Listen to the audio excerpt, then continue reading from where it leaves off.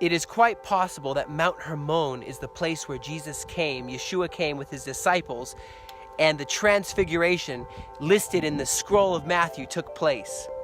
There are about 12 temples found on the slopes of this mountain.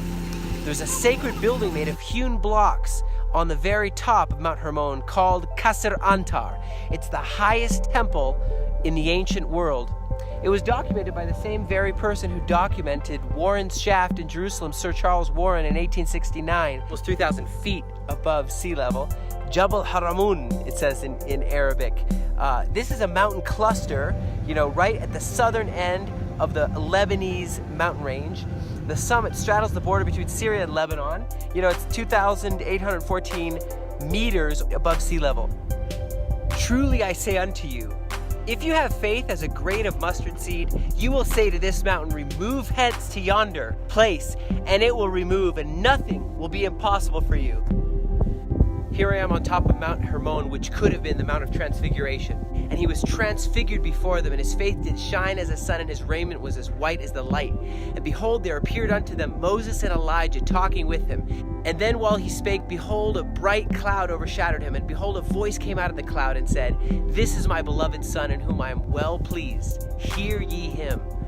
And when the disciples heard it, they fell on their faces, and they were sore afraid.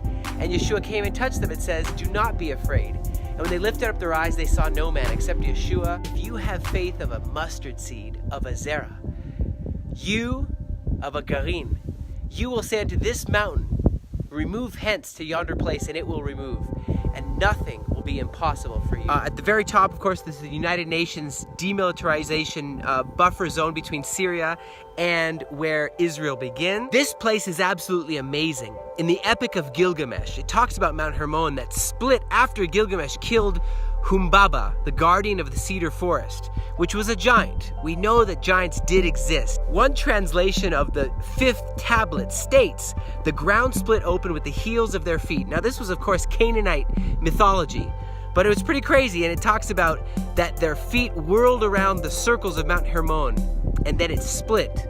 In the book of Enoch, Mount Hermon is the place where, of course, the Watcher class of fallen angels descended to earth.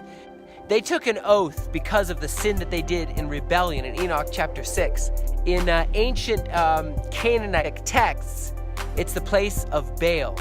Mount Hermon is said to be known as the mountain of the oath. Psalms 42, which leads to the Psalms of the northern kingdom. The psalmist King David remembers God in the land of the Jordan and the Hermonites. That's right up here, the land of the Hermonites. Behold how good and how pleasant it is for brethren to dwell together. It is like the dew upon Mount Hermon and the mountains of Zion. How that is where God commands the blessing. Usually this place is covered in snow, but at this time, no snow is on top. Is this the place of the transfiguration? Is this the place that God wants to transfigure all of us?